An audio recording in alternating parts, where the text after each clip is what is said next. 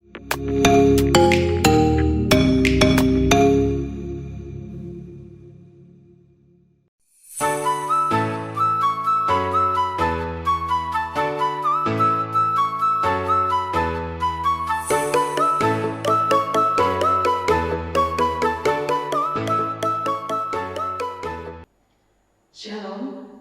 bersyukur sekali hari ini kita masih bisa berkumpul kembali, memuji, memuliakan nama Tuhan. Mari kita mau membawa hati kita, bawa pujian kita yang terbaik hanya bagi Tuhan Yesus Kristus. Bersyukur ada Allah yang baik, ya Tuhan yang baik. Mari kita memuji nama Allah.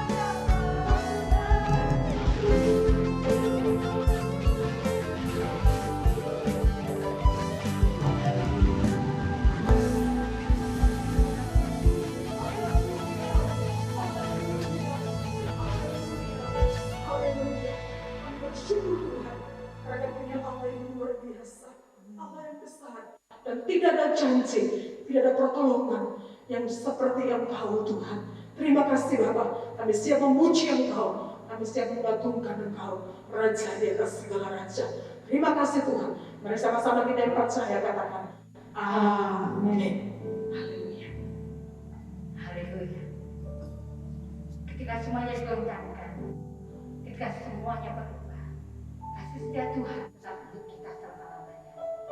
Selama hatimu tetap tinggal kepada Tuhan, kasih-Nya tidak akan pernah meninggalkan. Haleluya.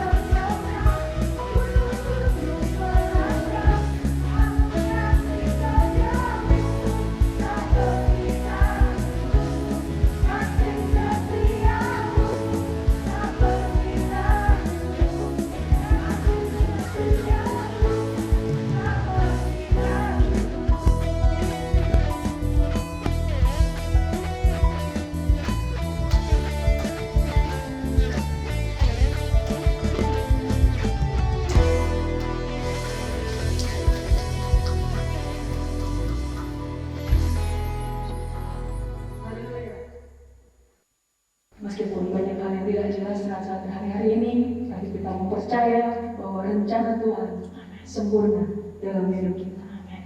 Kita mengatakan Tuhan, hidup kami adalah bukti besar.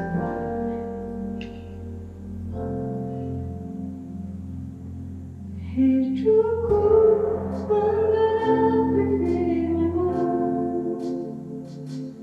tanda mujizat sertai tiap langkahku. Kau bersamaku di dalamku, cari bukti Kau bersama.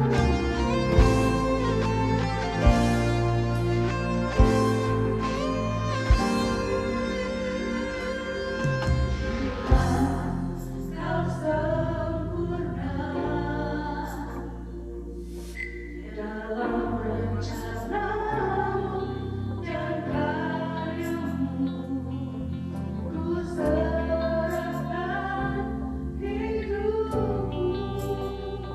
murnikan dengan Roh-Mu. Tuhan, Kau sempurna dalam rencana-Mu dan karya-Mu. Ku serahkan hidupku, murnikan dengan Roh-Mu. Hidupku menggenapi firman-Mu, tanda mujizat sertai tiap langkahku. Kau bersamaku di dalamku, jadi bukti kebesaran-Mu.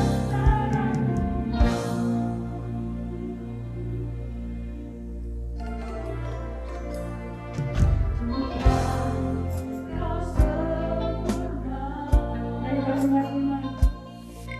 dalam rencana-Mu dan karya-Mu. Ku serahkan hidup-hidupku, murnikan dengan Roh-Mu. Menggenapi firman-Mu, tanda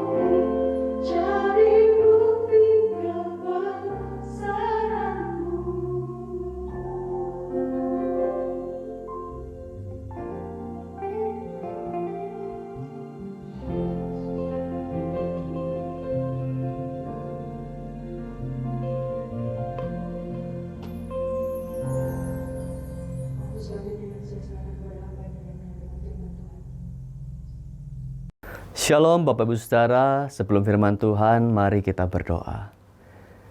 Bapa yang baik, terima kasih di tengah segala kesibukan kami, Engkau begitu baik memimpin kami sehingga kami ada di hadirat Tuhan saat ini. Bapa, kami siap mendengarkan firman-Mu, urapi setiap kami. Mohon Allah Roh Kudus menjelaskan dengan bahasa yang paling sederhana untuk kami mengerti. Terpujilah Engkau Tuhan. Di dalam nama Tuhan Yesus Kristus kami berdoa. Amin. Bapak Ibu Saudara, khotbah kali ini saya beri judul dengan apakah Anda melihat sesuatu? Pertanyaan ini sering diajukan oleh Dr. Howard Carter, seorang arkeolog. Di dalam hatinya, dia sangat percaya karena dia sudah menghitung dengan keilmuannya, pasti ada sesuatu di wilayah yang dia sedang cari. Dia menggali, dan karena keyakinan itu, dia selalu menanyakan pertanyaan ini kepada asistennya. Hei, apakah kamu melihat sesuatu hari ini? Hei, apa kamu melihat sesuatu? Pertanyaan itu begitu sering diucapkan sampai para asistennya juga saling bertanya, gimana? Ada lihat sesuatu atau tidak? Karena dalam hatinya dia sudah melihat. Di tempat ini ada sesuatu. Dan itu membuat dia sangat gigih berjuang. Berjuang mencari. Sudah nggak terhitung begitu banyak parit yang digali. Pohon, batu, tanah yang dipindahkan. Pantang menyerah bertahun-tahun. Bukan waktu yang sebentar.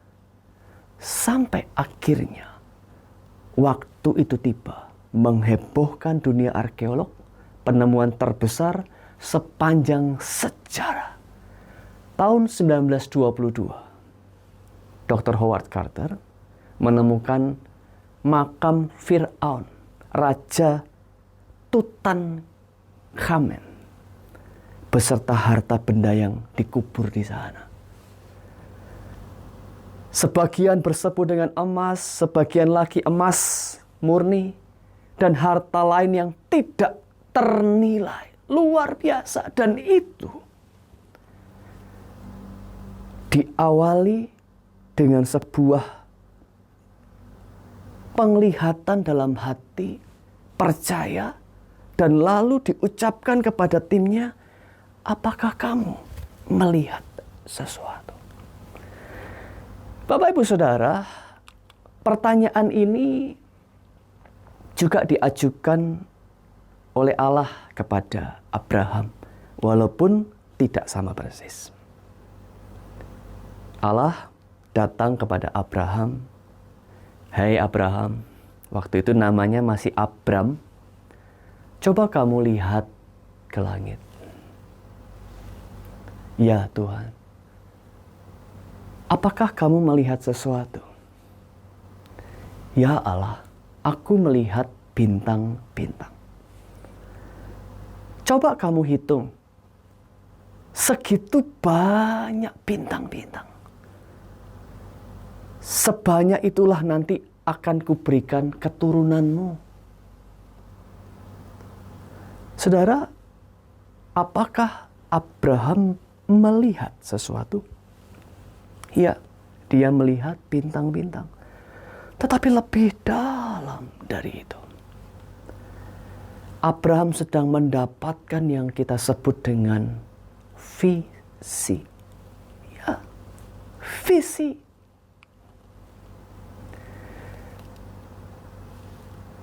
Kejadian 15 ayat 5. Tuhan membawa Abram keluar serta berfirman, "Coba lihat ke langit." Ketika Abram melihat, dia sedang mengalami visi. Dia mendapatkan visi. Saudara, kita akan belajar hari ini. Ada 4 prinsip tentang visi di Kejadian 15 ini. Sekaligus saya mengajak Bapak Ibu Saudara untuk kita mengevaluasi diri tentang apa yang kita kerjakan di dalam hidup kita. Apakah saudara sudah punya visi? Apakah yang saudara kerjakan ini visi dari Allah atau bukan? Kita akan renungkan sama-sama. Saudara, prinsip tentang visi yang pertama, upah yang akan diberikan Tuhan kepada kita, sebelum upah itu diberikan kepada kita, dijanjikan terlebih dahulu oleh Tuhan dalam bentuk visi. Kejadian 15 ayat 1, kemudian datanglah firman Tuhan kepada Abram dalam suatu visi, dalam suatu penglihatan. Janganlah takut Abram, akulah perisaimu, upahmu akan sangat besar. Apa yang dimaksud upah di sini? Kata sakar dalam bahasa Ibrani itu upah, penghargaan, rejeki, keuntungan. Artinya Allah berjanji memberikan Abram dalam pekerjaannya akan beruntung, dalam pekerjaannya akan mendapatkan rejeki, dan Allah memberikan penghargaan dan upah. Nah, sebelum itu semua diberikan, Abraham mengalami visi. Dia melihat terlebih dahulu. Saya kemudian berpikir, saya tanya, apa yang membuat Abram ini mendapatkan janji upah yang begitu besar? Beberapa penyebab. Tetapi yang paling dekat itu pasal sebelumnya, pasal 14. Itu yang akan saya bahas. Ini salah satu penyebab Abram mendapatkan upah yang begitu besar. Jadi ketika itu Abram bersama raja-raja sekutunya menang perang. Selesai menang perang, ada satu imam besar yang ditulis Imam Maha Tinggi. Namanya Melkisedek. Ini luar biasa tokoh ini. Ini sebenarnya adalah simbol dari Yesus Kristus di Perjanjian Lama. Ketika bertemu dengan imam yang maha tinggi Melkisedek ini, Abraham menunjukkan penghormatan yang luar biasa. Artinya sosok Melkisedek ini begitu istimewa sampai Abraham memberikan persepuluhan, 1/10 dari semua miliknya. Saudara, konsep persepuluhan, persembahan persepuluhan ini pertama kali dicatat di Alkitab ya di peristiwa ini, Kejadian 14. Lalu Raja Sodom memberikan Abram harta. Tapi Abraham langsung menolak. Dengan tegas dia bilang, bahkan dia sampai bersumpah, aku tidak akan mengambil yang bukan hakku, karena itu adalah milikmu. Bukankah ini mirip dengan konsep persepuluhan? Kita tahu mana yang milik kita, mana yang milik Allah. Walaupun kisahnya ini agak sedikit berbeda. Karena yang memberikan harta ini adalah Raja Sodom. Saudara, yang sedang dilakukan Abraham adalah dia menunjukkan kepada Raja Sodom bahwa hidupku, kekayaanku hanya dari Allah. Aku tidak mau menerima apa yang bukan hakku. Bahkan ditulis di ayat tersebut, aku tidak mau orang bilang Abraham kaya karena pemberian dari Raja Kanaan. Ini adalah sikap hati yang luar biasa, yang membuat Allah memberikan upahnya. Setelah peristiwa itu, menolak harta pemberian Raja Sodom itu, Allah datang menemui Abraham di pasal yang ke-15. Saudara, berbicara visi. Apakah saudara sudah punya visi itu? Kalau saudara punya visi itu sebenarnya adalah upah yang hendak diberikan kepada saudara. Tapi visi itu mendahului. Misalnya, saudara ada dalam hati ini begitu kuat. Saudara bisa melihat dalam hatimu. tahun depan aku akan jadi seperti ini. Atau mungkin 2 tahun lagi aku akan punya sesuatu. Atau mungkin 3 tahun lagi aku akan melakukan ini. Ada sesuatu yang kuat di dalam hati. Itu Allah yang taruh.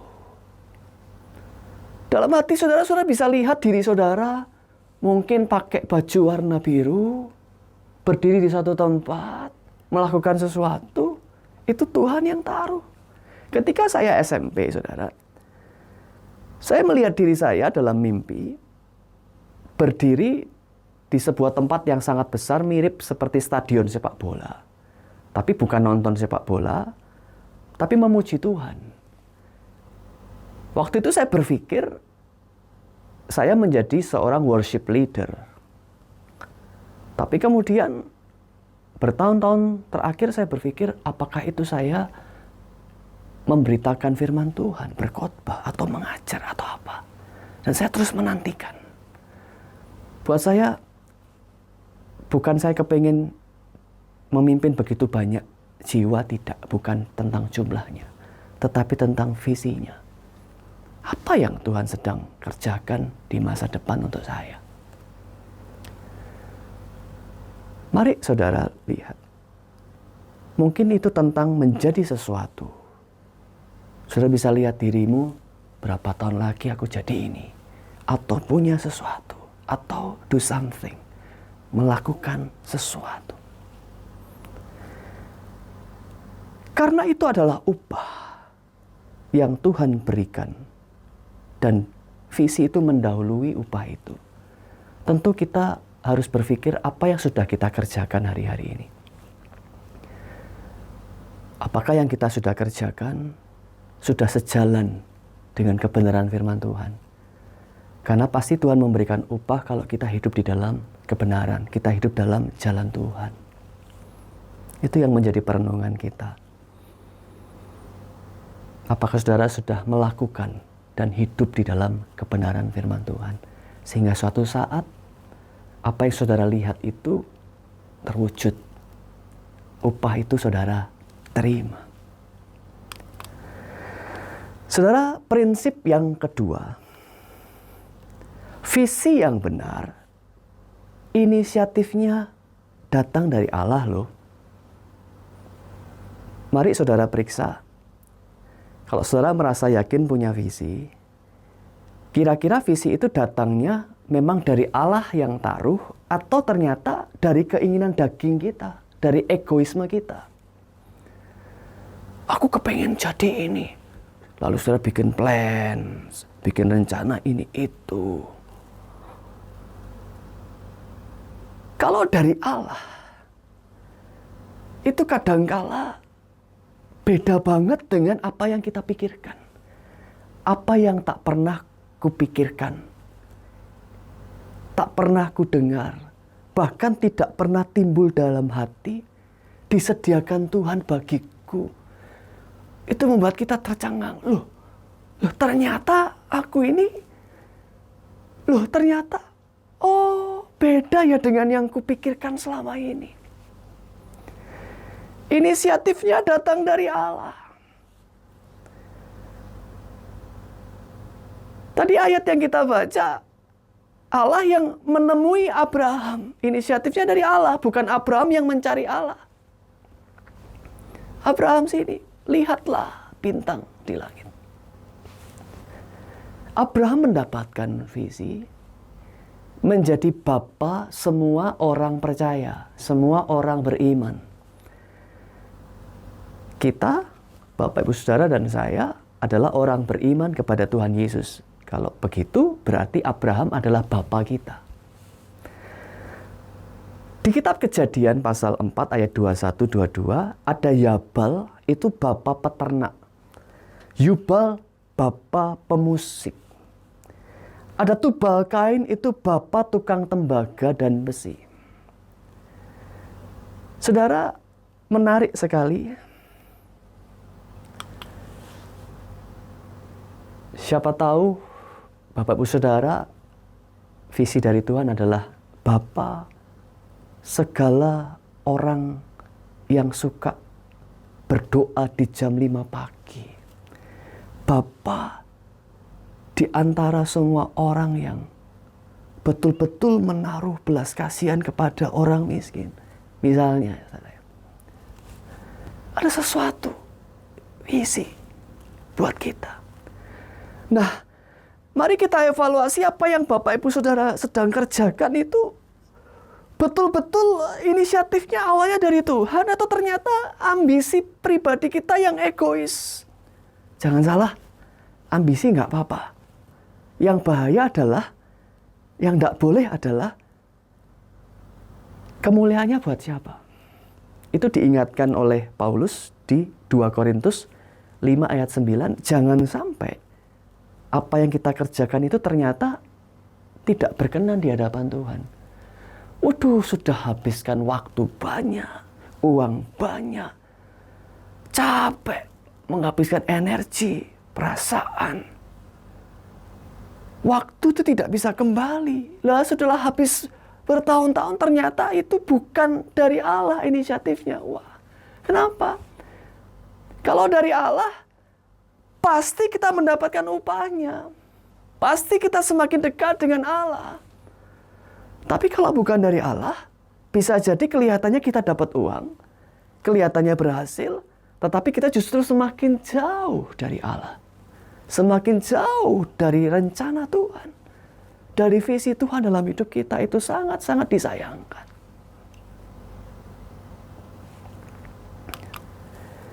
Prinsip yang ketiga, saudara. Ketika saudara mendapatkan visi itu dari Allah, harus direspon dengan iman. Kejadian 15 ayat 6, lalu percayalah Abram kepada Tuhan, maka Tuhan memperhitungkan hal itu kepadanya sebagai kebenaran. Ayat ini, maka Tuhan memperhitungkan hal ini kepada Abram sebagai kebenaran, sangat terkenal. Sampai dikutip berkali-kali di Perjanjian Baru. Kenapa saudara? Karena inilah pertama kalinya di Alkitab yang namanya konsep iman. Konsep iman yang sebenarnya muncul. Iman yang sebenarnya adalah iman yang benar, iman yang dengan perbuatan. Iman tanpa perbuatan itu mati. Nah, di sini muncul kata iman dan kebenaran bersama-sama. Ini ayat yang luar biasa. Kenapa luar biasa? Gini. Karena di Perjanjian Lama itu belum ada istilah iman. I-M-A-N itu belum ada. Di Perjanjian Lama menggunakan kata percaya. Dalam bahasa Ibrani, aman.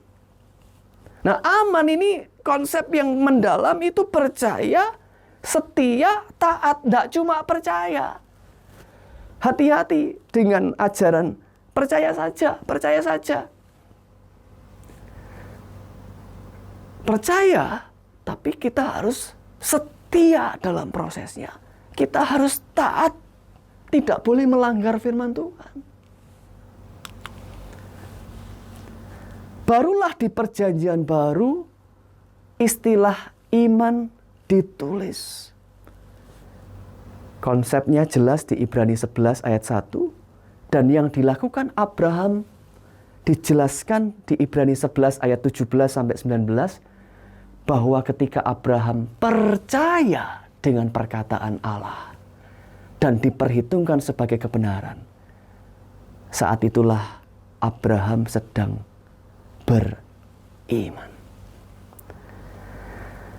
Nah, sekarang bagaimana sih merespon visi yang kita terima dengan iman itu bagaimana? Ketika saudara dapat sesuatu dalam hatimu, mau jadi sesuatu berapa tahun lagi, mau punya sesuatu, melakukan sesuatu, saudara harus langsung respon dengan amin. Aku percaya. Respon dengan percaya. Tapi tidak cukup hanya percaya. Saudara harus langsung tanya sama Tuhan, prosesnya bagaimana. Langsung ikuti setia dengan prosesnya. Dan jangan melanggar perintah Allah. Taat dalam kebenaran. Iman dengan perbuatan yang benar dalam perintah Allah. Inilah merespon visi itu dengan iman itu seperti ini. Kita masuk kepada prinsip yang keempat. Kalau visi itu benar-benar dari Allah, maka visi itu akan ada konfirmasi.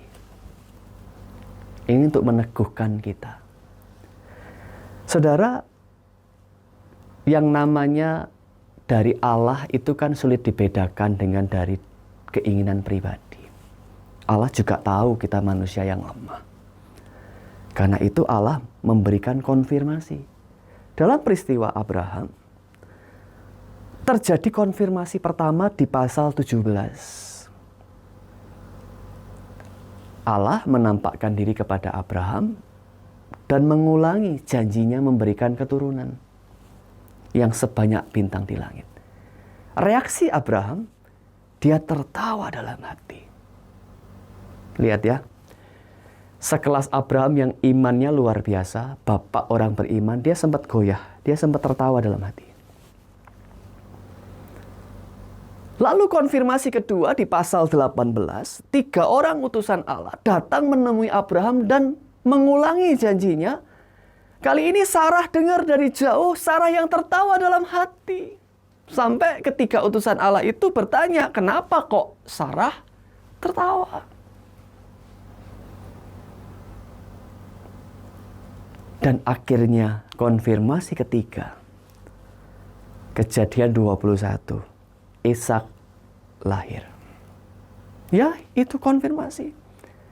Karena dari Ishaklah anak sematawayang. Ya. Di mata Allah, Ishak anak tunggal. Di mata Allah. Dan disitulah kita melihat ini konfirmasi. Dengan adanya Ishak, terbukalah pintu penggenapan visi itu. Saudara, bagaimana dengan saudara? Apakah saudara sudah mendapatkan konfirmasi dari Tuhan untuk apa yang saudara kerjakan? Pertanyaan ini kembali saya ulang. Apakah Anda melihat sesuatu?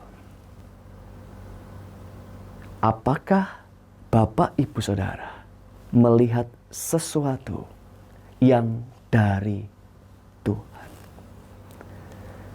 Apakah Bapak Ibu Saudara mengalami konfirmasi, peneguhan yang membuat kita semakin percaya, ya, ini dari Tuhan.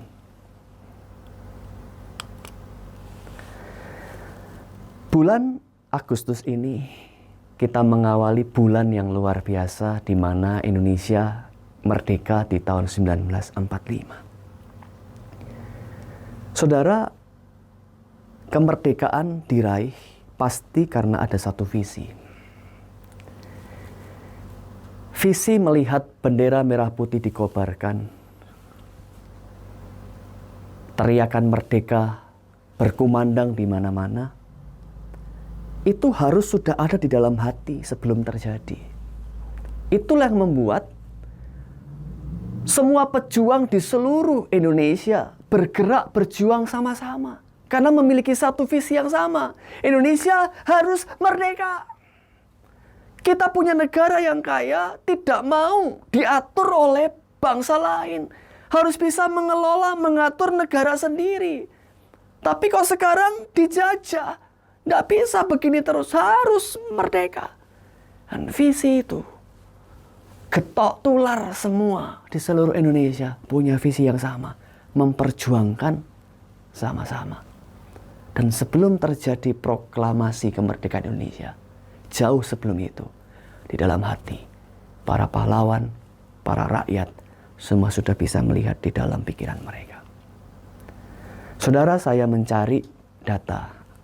Apakah Presiden Soekarno punya visi Indonesia merdeka? Dan saya menemukan puisi yang indah, karya dari Bapak Soekarno. Puisi itu berjudul, Aku Melihat Indonesia. Jikalau aku berdiri di pantai Ngeliep, aku mendengar lautan Hindia bergelora. Membanting di pantai Ngeliep itu, aku mendengar lagu sajak Indonesia. Jikalau aku melihat sawah-sawah yang menguning menghijau, Aku tidak melihat lagi batang-batang padi yang menguning menghijau. Aku melihat Indonesia. Jikalau aku melihat gunung-gunung, Gunung Merapi, Gunung Semeru, Gunung Merbabu, Gunung Tangkuban Perahu, Gunung Keleber, dan gunung-gunung yang lainnya, aku melihat Indonesia. Jikalau aku mendengarkan lagu-lagu yang merdu dari Batak, bukan lagi lagu Batak yang kudengarkan, aku mendengarkan Indonesia. Jikalau aku mendengarkan pangkur palaran, bukan lagi pangkur palaran yang kudengarkan, aku mendengarkan Indonesia. Jikalau aku mendengarkan lagu Olesio dari Maluku, bukan lagi aku mendengarkan lagu Olesio, aku mendengarkan Indonesia. Jikalau aku mendengarkan burung perkutut menyanyi di pohon ditiup angin yang sepoi-sepoi, bukan lagi aku mendengarkan burung perkutut, aku mendengarkan Indonesia. Jikalau aku menghirup udara ini, aku tidak lagi menghirup udara, aku menghirup Indonesia. Jikalau aku melihat wajah anak-anak di desa-desa dengan mata yang bersinar, Pak Merdeka, Pak Merdeka, Pak Merdeka. Aku bukan lagi melihat mata manusia. Aku melihat Indonesia. Firman Tuhan pada hari ini, apakah Anda, Bapak Ibu Saudara, melihat sesuatu dari dalam hatimu yang telah diletakkan Tuhan di sana? Kesimpulan firman Tuhan, 4 prinsip tentang visi. Upah yang akan diberikan Tuhan dijanjikannya terlebih dahulu dalam bentuk visi. Visi yang benar datang dari Tuhan, bukan dari egoisme, kedagingan, ambisi pribadi yang egois.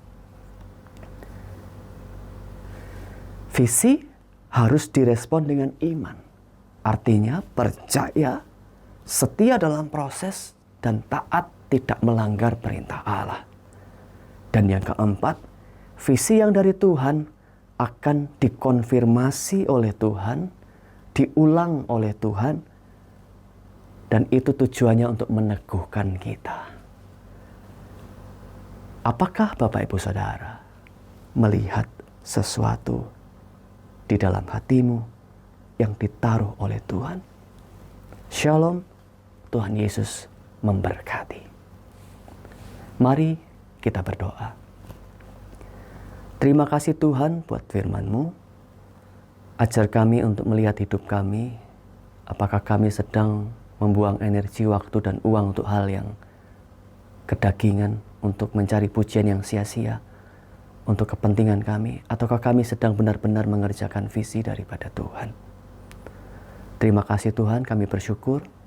Beri kami konfirmasi-Mu Tuhan, agar kami diteguhkan untuk menjalankan visi daripada Tuhan.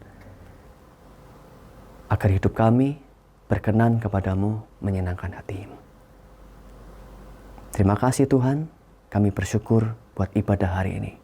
Di dalam nama Tuhan Yesus Kristus, kami mengucap syukur dan berdoa. Amin. Bapak Ibu Saudara, mari kita menutup ibadah ini dengan berdoa bersama-sama. Bapa dalam surga, terima kasih buat ibadah yang telah kami jalankan bersama-sama. Kami mohon perlindungan-Mu, kami mohon berkat-Mu dan kasih-Mu. Hamba-Mu berdoa buat setiap jemaat-Mu, proteksi mereka baik kesehatan, keluarga, pekerjaan, profesi mereka. Pertemukan mereka dengan orang-orang yang baik dan orang-orang yang sehat secara mental dan fisik. Lindungi mereka tidak tertular dari virus COVID dan dari penyakit yang lainnya. Tuhan tolong pendidikan mereka, rumah tangga mereka, apapun proses yang mereka sedang lalui, pasangan hidup, meniti bisnis, meniti karir, Tuhan berkati semuanya. Terima kasih buat kebaikan-Mu Tuhan. biarlah hidup kami semakin berkenan dan memuliakan nama-Mu.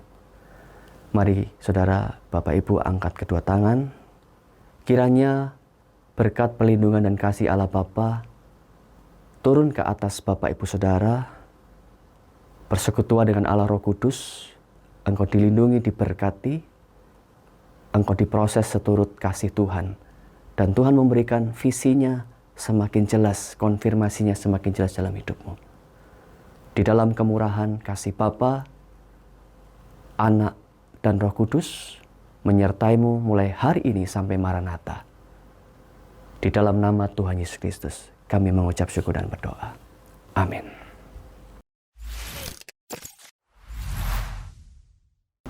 Shalom Bapak Ibu jemaat sekalian yang terkasih di dalam Tuhan. Kami menyambut Anda semua di minggu pertama bulan Agustus ini. Kami menyapa Anda, baik yang beribadah dari Kediri maupun dari luar kota Kediri. Sebagai penutup ibadah online kita hari ini, saya akan menyampaikan beberapa kegiatan gereja untuk sepekan ke depan.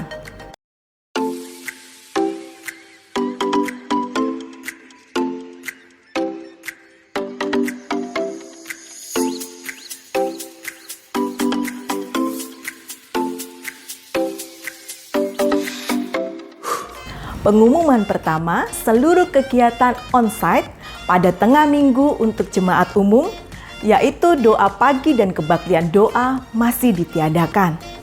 Demikian juga untuk kegiatan aktivis seperti latihan dance, choir, latihan musik, seluruh pertemuan dan tim doa untuk minggu ini masih ditiadakan hingga ada informasi lebih lanjut. Kami menghimbau Anda semua agar bisa berdoa secara pribadi atau bersama keluarga di rumah. Khusus kebaktian doa akan diadakan kembali secara online pada hari Selasa, tanggal 3 Agustus 2021 pukul 7 malam melalui aplikasi Zoom. Anda bisa mendapatkan akses link dan format permohonan doa melalui grup WhatsApp gereja. Informasi kedua, kegiatan akhir minggu yaitu ibadah GUP Kids pada hari Sabtu 7 Agustus 2021 pukul 4 sore diadakan secara online streaming melalui YouTube channel GUPDI Kediri, kecuali ada perubahan lebih lanjut. Kami menghimbau para orang tua agar dapat mendampingi putra-putri Anda selama beribadah online. Kegiatan akhir minggu lainnya yaitu Fellowship Youth for Christ atau kaum muda pada hari Sabtu tanggal 7 Agustus 2021 pukul 6 sore untuk sementara masih diadakan secara online melalui aplikasi Zoom. Kami mengundang seluruh anak muda untuk bisa ikut dalam fellowship ini. Pengumuman berikutnya mengenai ibadah raya minggu depan tanggal 8 Agustus 2021 akan diadakan secara onsite sebanyak 3 kali pada pukul 6 pagi, 9 pagi, dan setengah 5 sore. Kecuali ada perubahan lebih lanjut. Karena itu kami menghimbau jemaat untuk memperhatikan pengumuman melalui grup WhatsApp gereja atau Instagram @gup_Kediri. Ibadah ini disertai dengan perjamuan kudus dan firman Tuhan akan dilayani oleh Dr. Roni Paulus Sucahyo. Penutup pengumuman pada hari ini, buku hasil karya Bapak Gembala kita telah terbit. Buku yang berjudul Melacak Jejak Antikris ini dapat Anda peroleh seharga Rp75.000 dengan memesan kepada Saudara Randy. Bapak Ibu Saudara sekalian, itulah pengumuman untuk hari ini. Mari tetap kita terapkan 3M dalam keseharian kita dan selalu menjaga kesehatan. Jangan lupa untuk subscribe dan follow seluruh sosial media GUPDI Kediri di bawah ini. Selamat hari Minggu. Tuhan Yesus memberkati.